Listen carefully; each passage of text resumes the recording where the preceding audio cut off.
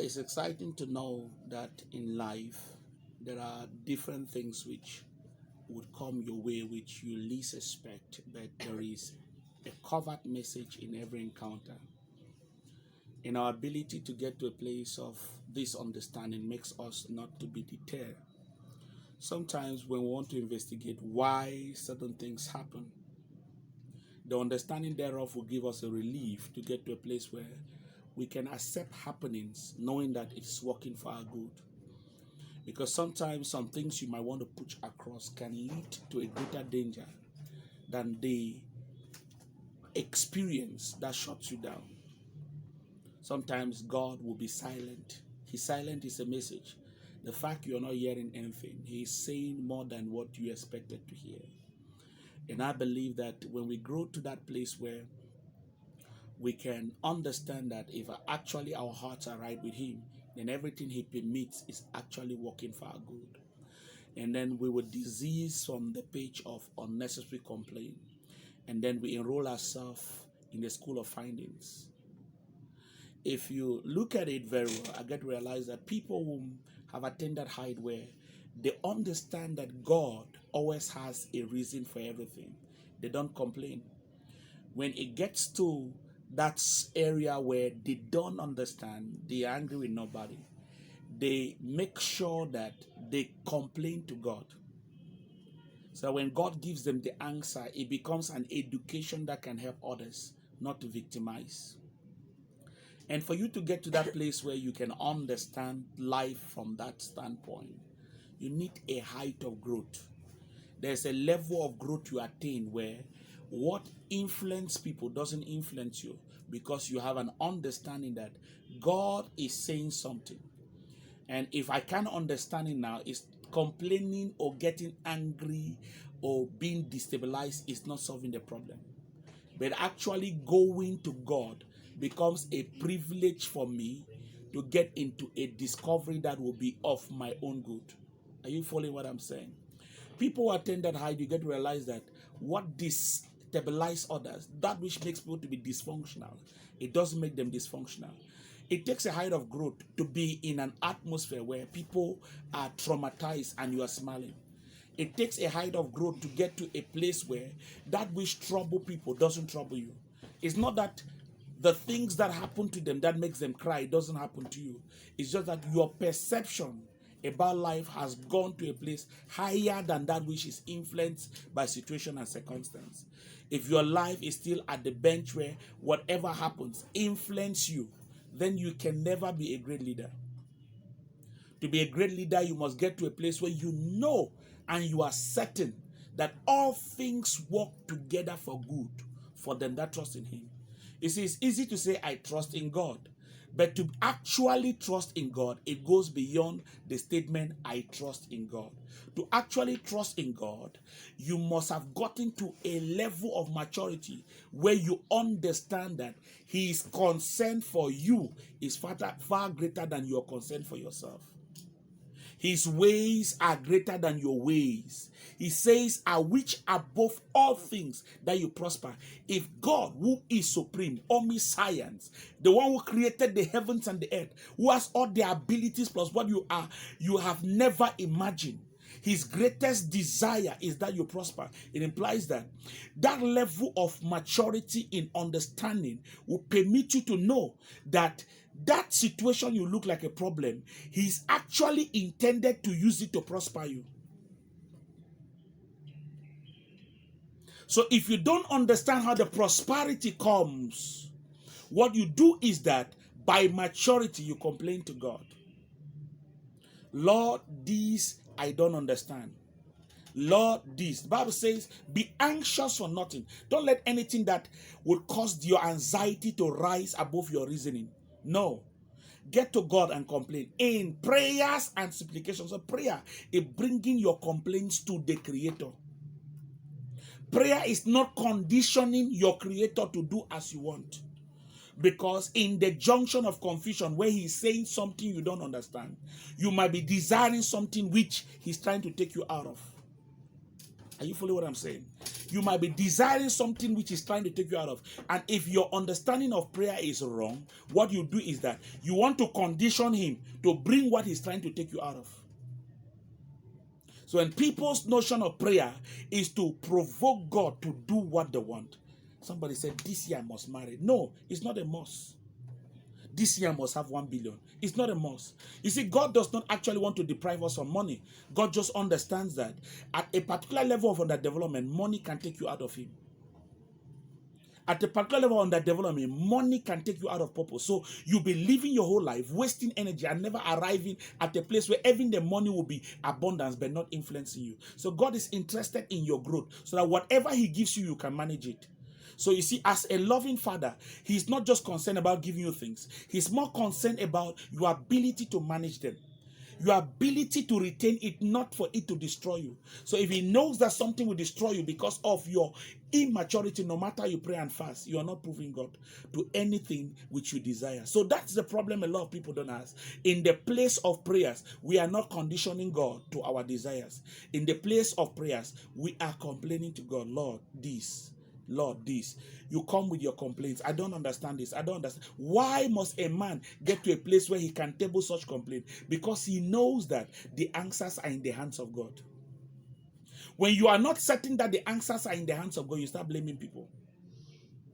You see, when people degenerate to a place where they blame people after everything happens around them, they are living a defaultive life. They don't deserve a level of comfort they desire. They don't deserve a level of breakthrough they find themselves in. You see, sometimes you find people who experience retrogression. Do you know why? A particular level of breakthrough they force themselves into, they can't manage it. So retrogression comes to reposition you into the placement that is equivalent to your capacity. Hey, Jesus. What? Retrogression comes to reposition you into a placement that is equivalent to what? Your capacity. So you can grow naturally. People can help you into something. But when you are put there and then you can't manage it, there is only way to manage damage. The only way to be able to solve future calamity is to bring you to a place where you can handle it by yourself. But the frustrations of anxiety will make you feel as if maybe you are cursed. Some people are better kept in a condition where they are in pain than to be exposed to a comfort that will kill them. You didn't hear what I said? Some people are better kept in a position where there is pain than to be exposed to a comfort that will kill them. Jonah was designed to go to Tarshish. It was all pleasure. It was all about pleasure, excitement, and God now how to decide to take him out of that journey of pleasure, put him in the belly of the fish. It looked painful, but it was a preservation. When God preserves you, he uses that moment of silence to prepare you. When he brings you, you will not go on place of excitement, you go on the place of impact. And the outcome of impact is that it brings greater comfort that is sustainable. There is no sustainable comfort that does not come out of impact. Let me tell you, anything which you did not work, you will not know how to manage it. So God permits everything for something that is for our own interest. So if our society will get to a place where they'll minimize unnecessary fight, unnecessary worry, they must decide to grow. So this is what happened in the Garden of Eden. Adam was placed there and he was operating with the gifts of God. He did wonders. But when a practical situation came, he proved his immaturity. And God retrograded them out of comfort and put them in a place where they have to toil. So when the second Adam came, he says, I don't want to come in comfort. I want to come in pain so that I should learn naturally. So when I enter into comfort, my glory shall be from glory to glory, strength to strength, impact to impact. And that is exactly what Jesus did. He was born in a manger. What a shame and ugly condition. But it did not cancel his greatness. Because sometimes when you refuse to go through preparation, you cannot escape problems. So sometimes it is problems that come to announce to you that your preparation was not equivalent to the position you desire. What? Sometimes it's problems that comes to announce to you that your preparation was not equivalent with the position you desire. I said the last time. Sometimes it's problems that comes to announce to you that your preparation was not equivalent to the position you desire.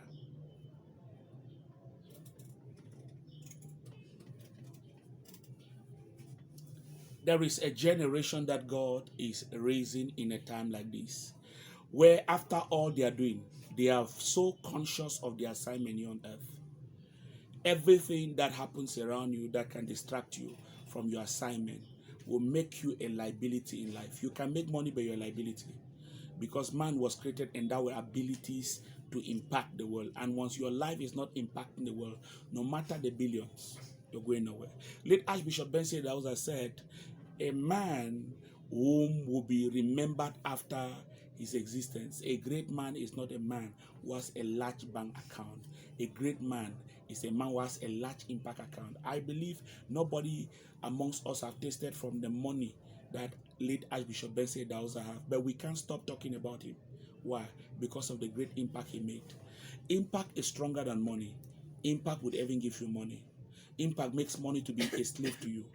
You see, I was talking about somebody, my kind of investment. I invest in people so much because I'm looking at the future.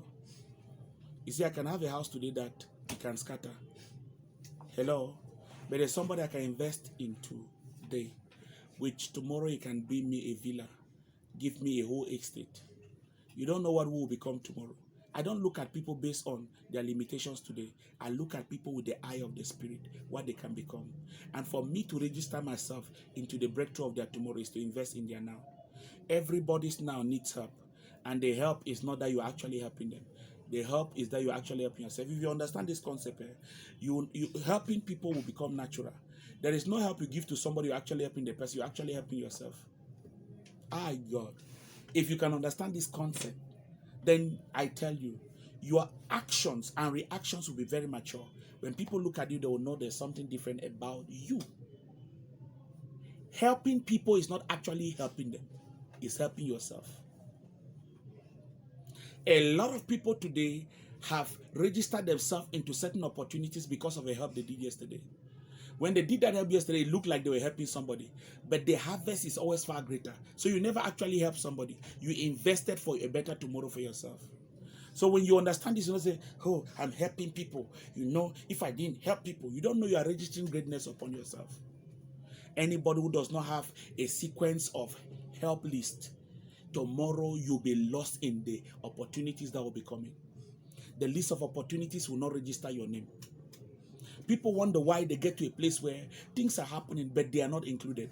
Because yesterday, you never included yourself by connecting, by investing in the people whom will represent the opportunities you need tomorrow. Are you following what I'm saying? I said what? Retrogression is what? God reposition you what?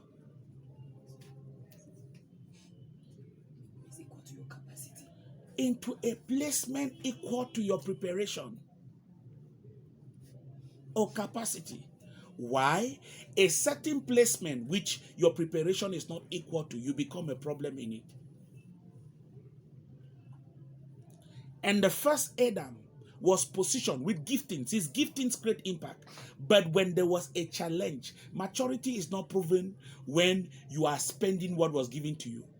Maturity is proven when an opportunity that will create the money which somebody gave you as spending comes and you cannot be able to do what will create the money. That is what is going to prove that your riches were temporarily borrowed. It is not ingenious with you. So a rich man is not somebody who you give 10 billion. If I give you 10 billion now, you will still be poor. Because riches is not cash. Riches is a state of mind. That's why you must understand the book, Mental Currency. A poor man, give him 100 million. After a period of time, he will broke. Because the money will make him to do some things. But when challenges come, he will not be able to manage it. Have you ever gone somewhere, you buy something from somebody, you give 1,000, you give you change 9,000 something? Is the person in his right mind? So you see, life would gradually carry you to an experience equivalent to your preparation. That's what retrogression is. In life, there is a mechanism that regulates people's placement based on their preparation level. What? In life, there's what? A mechanism that regulates people's placement based on their preparation. Sometimes you say it's witchcraft. It's not witchcraft sometimes. What gives Pastor Ayok money is not money. It's something he knows that he can be able to deliver, and then money now becomes a slave to him. True of us. If they take away that thing from your head, will you have money? You become like every other person who will look for truck or bench skin to write. And this is the challenge we have today, where we are in a generation, a lot of people don't have this understanding. And then they are worried after what they are the problem. Even when the opportunities come for help, you don't realize it. So, a man who is rich, take away all of his money, wherever he goes, his mind will create more money. Rich men don't work with cash, they work with their mind. If you can take away everything from them and you allow the mind that gave them the money, they will still have money. Have you watched people who know business? You heard that their whole store burned, everything happened to them. The next day they are still rich. Because you don't need money to start. You can start from anywhere once the mind is at a level. You would gradually gravitate to that level. The mechanism that regulates people's placement based on their preparation will carry you there, because every situation the mechanism will present, your action would validate you for the placement. As somebody comes around you and there's something you did, the person behaved in a way, you say, this guy is mature. So what makes you to validate that person for maturity is the person's reaction to a particular encounter. So in life, you are not yet strong until there's an encounter where your strength can be proven. If you think that test or temptation is a problem, it's a big error. No, tests and temptations are there to validate your maturity. You're waiting for everybody to celebrate you good. No, don't wait for that. It's not helping you. There will always be an area where people will celebrate you in. But you get to an aspect where they are not celebrating you. It's not a problem. It's an opportunity for you to assess your growth level and decide to do what? Upgrade yourself. Because once you upgrade yourself, the approach people gave you previously will change. Somebody say, why? Suddenly, people are not respecting, people are not liking me. A guy who nobody was talking in church with. Suddenly, the guy entered into a financial breakthrough. Everybody wants to become his friend. And some people use method. They want to be praying for you. So God will preserve you. You see, this world is funny. And if you don't understand this, you'll be worrying yourself over nothing. Many people will tell you about life. Somebody who has gone through pain and came out of the pain can become a good mentor. Anybody who's just born in affluence cannot advise you on anything. He inherited it. He doesn't understand how to generate it. He's just following a roadmap. He has no experience that can educate you. He has never felt the pain. Anybody who would ever help you come out of your pain is somebody who has felt the pain you are feeling. You cannot heal the wound of a pain you've never felt. Not possible. You can't heal the wound of a pain you've never felt. So can I advise you? Sometimes when God wants to make you a healer in a particular aspect, He allows you to go through the pain. Now, if you see the pain as a problem, you don't learn the lessons that would have made you a leader. So, if Bible says all things work together for good, it implies that that particular experience is not a curse. It's pregnant with a lesson that will make you to be a leading figure in that aspect. So your perception about encounters matter. If you know that God is actually the supreme one that determines happening, you will never be blaming people now. God can just bring somebody from nowhere, he start behaving funny. And if you are too dull, you'll be blaming, which kind of man is this? No, you start asking. Some people in the midst of conflict, why they are quiet is not because they are not seeing the conflict. It's because they understand how to approach conflict. Conflict management is a science.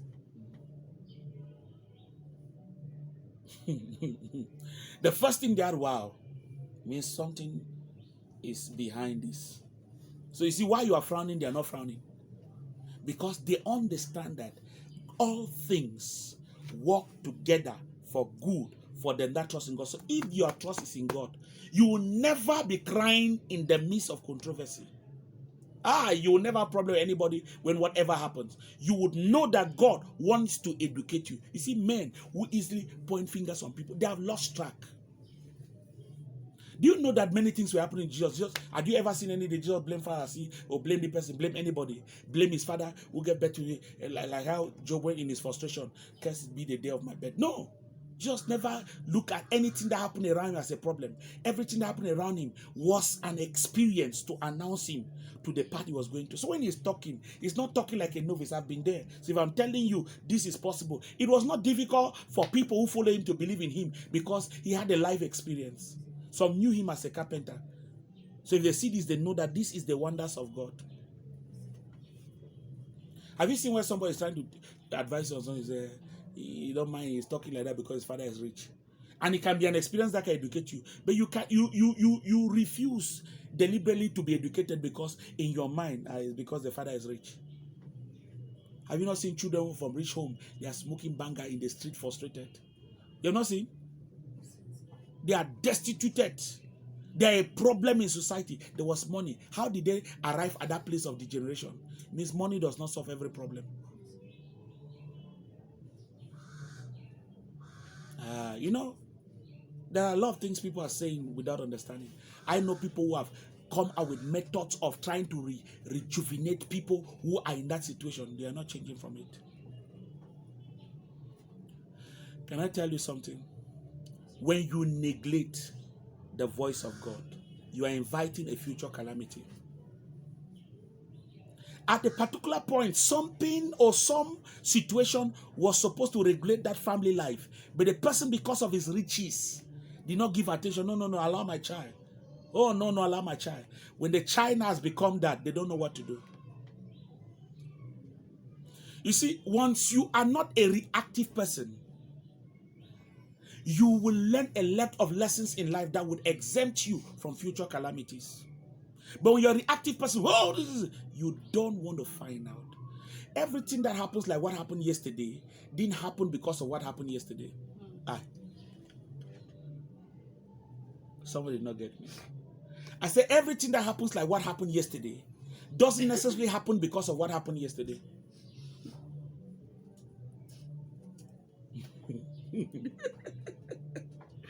This is serious.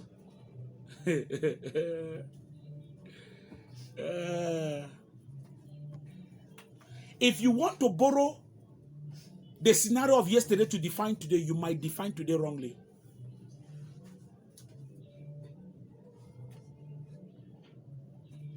Don't judge a man based on his yesterday. Judge a man based on his now. Because if you allow yesterday to cloud your mind, you might not see the opportunities of now. Most people are misjudging people because they have not allowed their yesterday leave their mind. So even the good they are presenting today, the image of the bad yesterday still clouds their mind.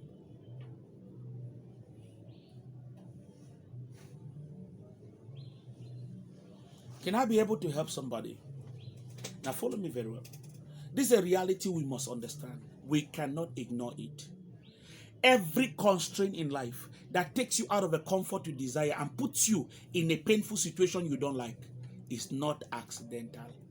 Blame nobody. Seek God. The lesson you will learn will re-equip you for a level higher than what you are even desiring. So God who knows tomorrow, knows whose situation that can propel you to get to that height. But the problem is that even the happenings that are intended to empower you doesn't empower you because you don't trust in God. Do you see where the problem is? Because Bible says all things work together for good for they that trust in him. So the element that makes you to profit from the encounter God brings your way is your ability to trust in him, to be sure and certain that this thing is intended to work for your good. You know, a lot of things have happened to some people. Whoa, they see a problem in it, right? It's because you didn't trust in God. If you trust in God, you will never see a problem in an encounter. You would seek God to find out his mind. And what you draw out of it makes you different from others. That's the reason why some people are celebrating where you are complaining. Some people are advancing where you are stagnant because their perception of life is different. They trust in God, but you trust in your ego. You trust in the pride of your thinking. You trust in the past experiences which are not potent to sustain you today. You are trusting in something. You are trusting in the God of yesterday. You are not trusting the God of today. And this is John. Apostle John says, the old heaven had passed away, and I saw a new heaven and a new Jerusalem coming down, adorned as a bride. Implies that those who can embrace, can marry timely revelation, they make a difference. Oh, you didn't hear what I said? Those who can embrace timely revelation, they must have relevance. If your judgment of life is based on yesterday, you miss what God is saying today. He daily loads us with benefit. And most people have missed a lot because their mind is trapped up with the web of yesterday. Just because yesterday gave you a breakthrough doesn't mean that yesterday can sustain you today. Oh God. Just because yesterday announced you doesn't mean that yesterday can sustain you today. Give us this day, not yesterday, this day, our, not their, daily bread. That which established, let Archbishop Ben say, that is not what will establish me. Give us. In our generation, there is a revelation that will give us significance. Give us this day. There is specification. Our, not their, our. If you don't get to that place of sensitivity to adapt to the peculiarity of your time, the sons of Issachar had an understanding of their time. Daily bread, daily bread. Bread connotes revelation. There's a revelation for every day. For he daily load us. When God releases, people are not ready to receive because they are contented with what they received yesterday. It's a problem. You lost relevance today without realizing. So unnecessary conflicts are coming. You ask yourself, why me? Not knowing that the revelation that would have sustained you, you neglected it. So I said, every time a person refuses to prepare himself, there is a mechanism in life that regulates placement based on preparation. Don't forget that. It's a timely concept that can help you decode why problems are existing and regulate it.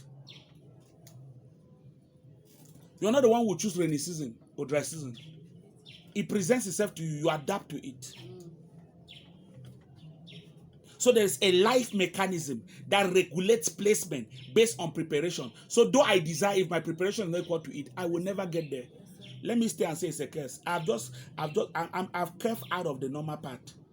That's why I see myself cursed, because I curved out of the normal path. Anthony Schuller, Robert Schuller's son, said, problems are a bend. Problems are what? A bend, a curve. It means when you are moving like this, and you get on a junction where you need to bend like this, you want to just maintain the same pattern, you hit on the wall.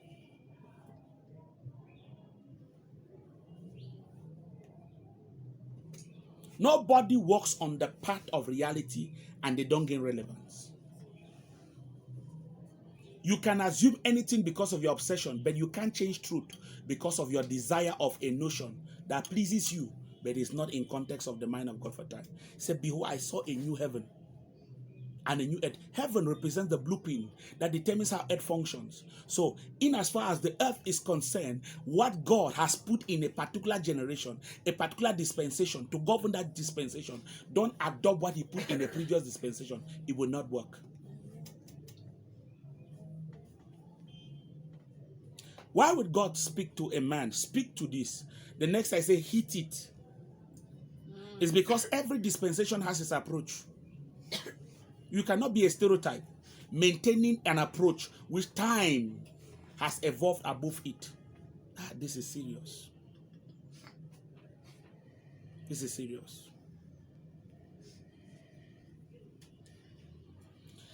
Now let me come out of all this drill and get you back.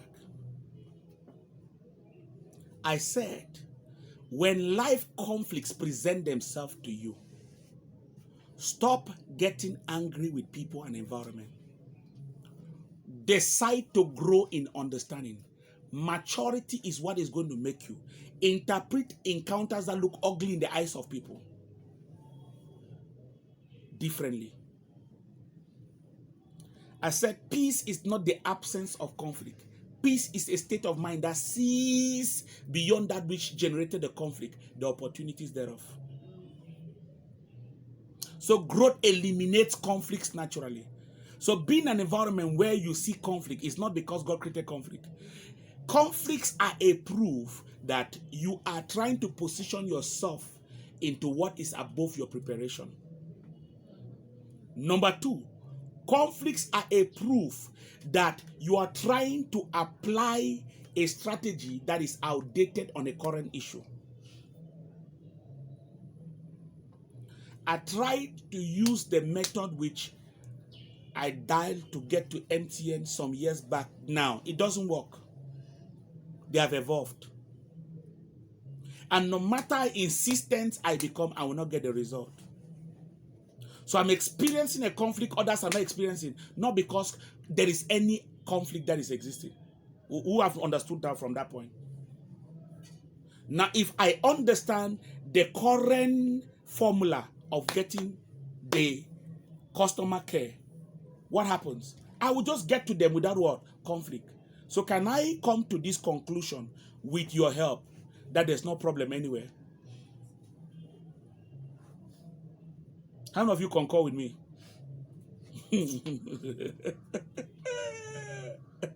If your mind stays where it is, you always be seeing a problem that does not exist.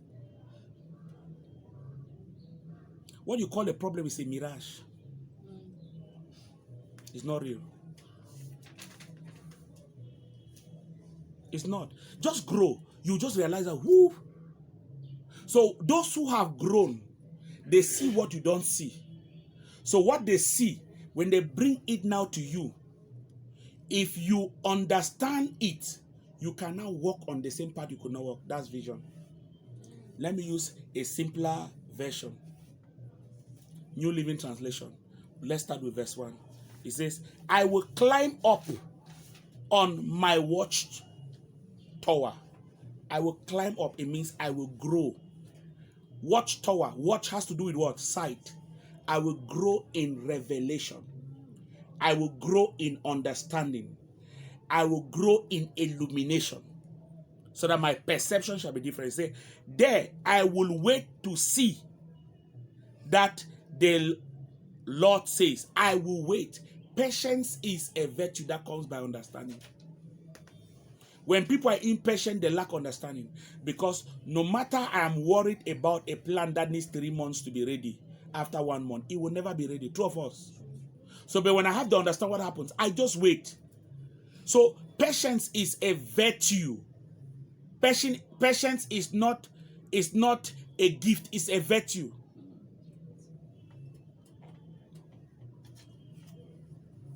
The fruits of the Spirit is not a gift of the Spirit. Patience is not the gift of the Spirit. So don't expect to have the gift of patience. No, it's a fruit. Who is understand what I'm saying? It's what? A fruit. And I believe that God is about to help a lot of people to be able to understand some things. When you come out of unnecessary worries and decide to grow, you shall know the truth, and the truth shall make you free. So you're unfree not because there's a problem. My people are destroyed not because there is a destroyer. My people are destroyed for lack of knowledge. When you don't know what you ought to know that would have made you to stand, you find yourself falling. When you don't know what you ought to know that will make you make an impact, you find yourself impactless. When you don't know what you ought to know that ought to make you smile, you find yourself frowning. Am I speaking correct? So in as far I'm not current with what is necessary for me to be effective, I will never be effective. And when I'm struggling to be effective, when I've not acquired the knowledge that can permit me to be effective, what happens? I experience unnecessary conflict. So can I say it again? There is no problem created anywhere. Any problem that exists, it only exists in your mind. That is why somebody will be succeeding over what is bringing problems to you. So each time I meet with something that I find difficult in managing it, I just know I need to grow. I must be humble enough to recognize it. Because if I refuse to be humble, what happens is that I'll keep on in that tussle. But when I decide to be humble enough to recognize that, I will grow myself. And I tell you, a lot of people have recognized that growth has just exempted them from some things they used to worry about before. So why don't we desire to grow always? You see, if we don't know that there's greater gain in investing more time to grow than looking for success, We would look for success until success will come, we'll not recognize it. You see, it looks like foolishness for some people who invest time in knowledge, invest money in knowledge. It's because they know that knowledge will give them something bigger than that money. When you find a person who spends much money to go and do further study on something, it's because that acquired knowledge that is more advanced will make them to have greater financial opportunity. In every sphere of life, the quality of your preparation will determine your placement in that sphere of life. True of us. And every placement has its benefits. So if I'm desiring the benefit at that level, just desire is not enough. I need to develop myself to have what it takes to meet up with the expectation of that domain, for me to experience what that domain can donate. So desiring what that domain can donate when I've not developed myself equal to its demand and I'm able to donate that which it deserves, I can never benefit from that level. It says, and I stand upon my watch, then I will wait to see what the Lord says and how he will answer my complaint. And how he will do what? So growth makes you to be able to get answers from God. Let me explain to you.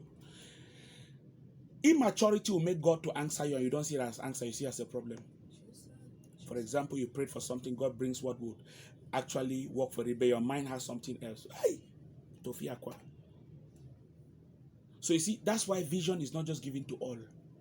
Look, let me tell you, anybody has given you a false definition about vision, they don't know, they have not grown. You see, what many people call vision is ambition. Ambition is what I have built as what I want. My dreams this year.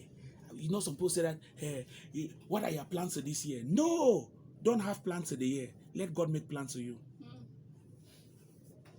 Come before God and say, this is my level. This is my level. This is my level. What do you have as a plan? You can never fit into God's program making your own plans. Why we have been failing in church? Because every year people are making their plan, making their this and that. They are inviting God to come into you. You're wasting your time. You want to experience more? Come with a heart where you are ready. You'll be patient for God to give you directives. When God gives a word for the year, hello? When God gives a word for the year, limited possibility, limitless possibility. Do you think that is an experience everybody will enter into?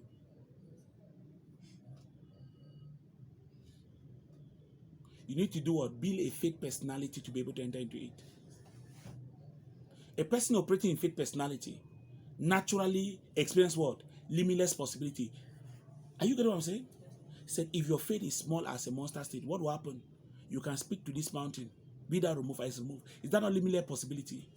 So when you get the word of the year, it should challenge you to walk, to build the capacity that will permit you to enter into that experience.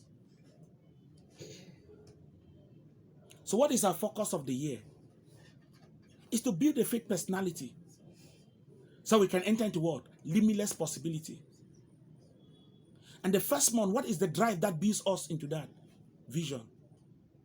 Who is understanding? These are one of what? Vision, right? If we are following directives, we'll arrive a particular destination. But if we are not following directives, we arrive no destination. So, what is the craving of any person? I want to understand vision. Where does vision come? Vision comes through a mature person. So what is your passion? To be able to exploit the amount of vision. Be able to read what the visionary writes. How are we ending the amount of vision? By the Leadership Institute. You are empowered. Your perception changes. You have been able to exploit step 1 into what? No. Your faith personality towards limitless possibility. Because you will never attain limitless possibility until you be your faith personality.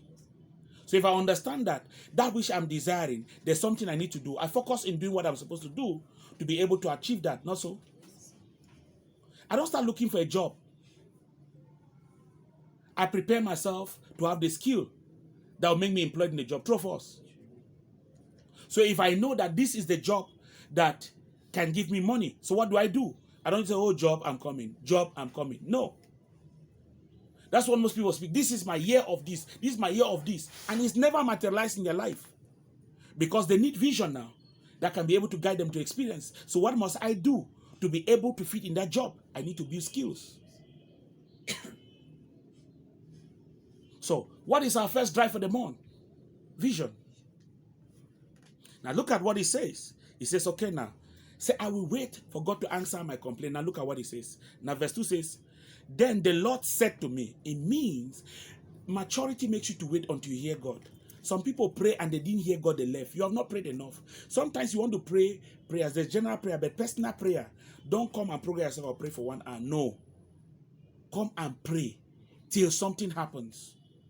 So people want to grow. Sometimes they just create time to come and pray in the night till whenever they finish praying. Are you understand what I'm saying? You can't pray enough in the house unless you have to dismantle everybody in the house and then you begin to pray without distractions. Now in the night in the church, did you notice that Jesus knows that during the day there will be distraction? Every he cross to the other side, people will still pass and come and meet him. Why? Because people will need you when they are awake. But when people are sleeping, they will not need you. That's the best time to pray. So Jesus prayed in the night. He prayed till 3 a.m. How many of you know that? Then in the morning, he got up and he was doing wonders. So sometimes you want to make a difference. You want to activate a prayer life, a true fire prayer. It's not praying the prayer you can pray for 1 hour, 2 hours. No. You come and dedicate yourself that I'm coming this night to pray. You are not choosing when to stop. You give yourself until you're exhausted. I tell you, you can't live the same. I was just telling Pastor Jane with the venture she took, I said, where I was growing, choir had all night, 2 times in a week. You cannot be ordinary now. Most of them became pastors. Those who never became pastors are great leaders in different places. They have enterprises. Drama had 2 all nights a week. So a group should be able, a department should be able to have all nights. No department is strong and influential in a church when they don't have time to pray.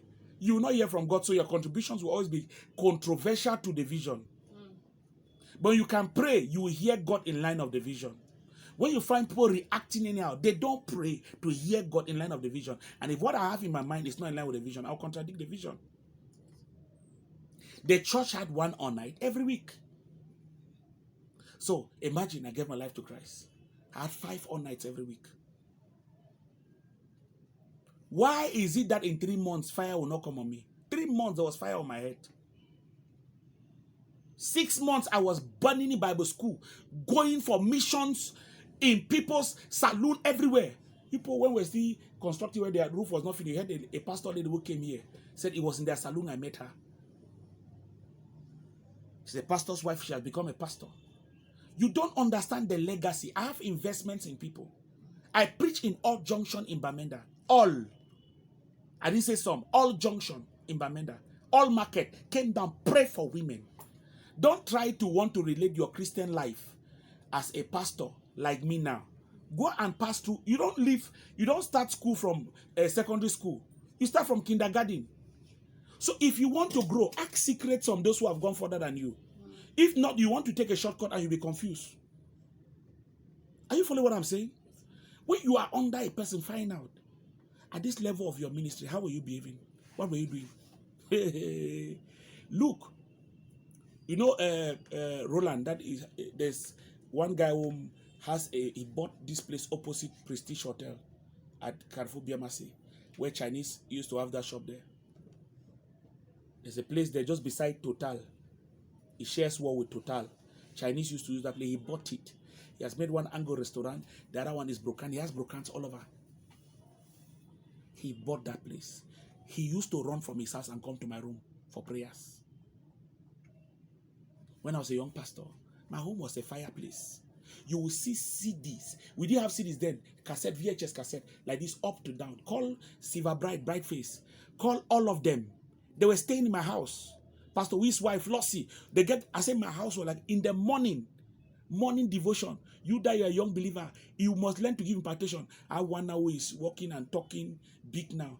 That one, did not go to school, so to give impartation and was a problem. So when it's his day, hey, he will cry until he doesn't know what to do. So he challenged himself. People came into my room for retreat because there is message round clock. That was my beginning. And you can't expect me to be building foundation now.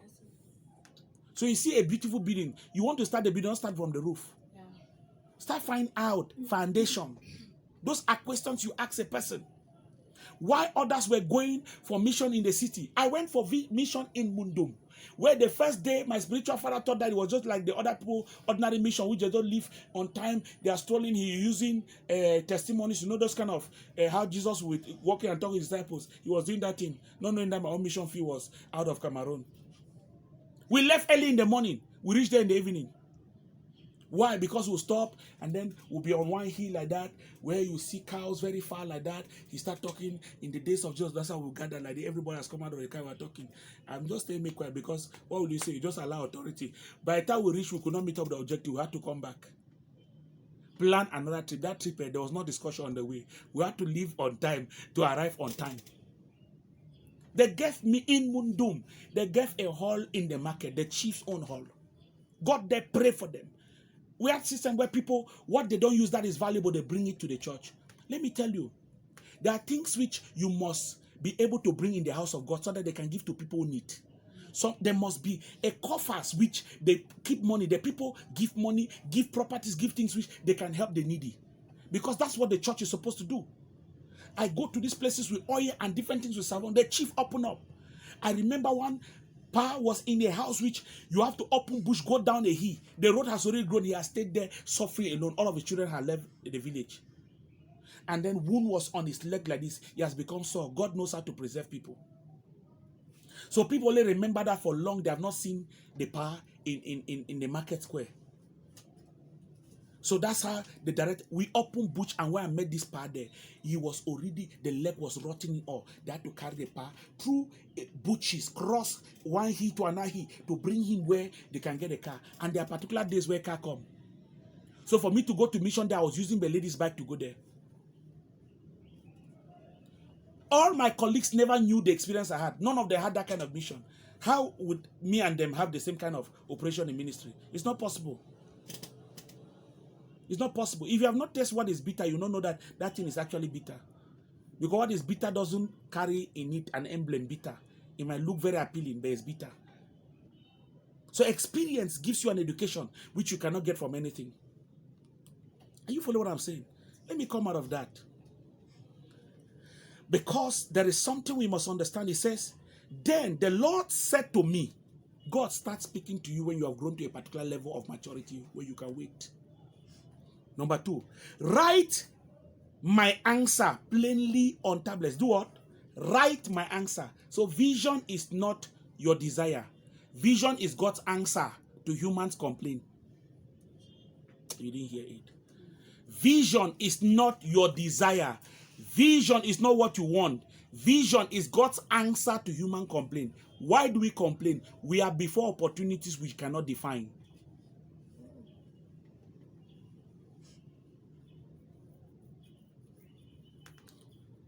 Say plainly on tablet, write it plainly on tablets. Now, he said, so that a runner can carry the correct message to others. It means some people don't carry the right message to others. Whatever is from your self-ego, your self-desire, how you want things to be, is not the right message.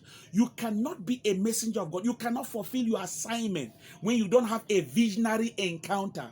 Visionary encounter makes you to carry the right message. Oh God. So this vision is for a future time. Vision is not what is already experienced. So anytime a person look at what somebody has done and say, my vision this year is to get to that, that's not vision. Bible says, eyes have not seen, ears have not heard. It has not entered the hearts of men what God wants to do to them that trust him. So vision carries you into an experience nobody has become, which only you were fashioned to be. Oh God. He says, I will do a work in your day. Even you were told you will not believe it. Vision carries you into an experience that nobody has ever become. So if I am inspired by what somebody is and I want to become what somebody is, it's not called vision, it's called ambition. If it's what I see that becomes the model of what I want to grow into, it's called ambition. Vision is an education you receive from somebody who is mature, that has been able to get answers to the complaints of life, that can be able to give you a clear way of walking in order to carry the right message. Let me tell you, do you know why there's conflict in the body of Christ? Because we lack attention on visionaries. It will shock you to know that you can have gift of prophecy. It's not vision. Or you didn't hear what I said. We have people who have word of knowledge. They can be able to see what will happen to you this and I don't know how they have mixed up all those things. Because soothsayers can be able to interpret things from the realm of the supernatural. Your thoughts. Hello? What? Your thoughts. It has projections in the supernatural.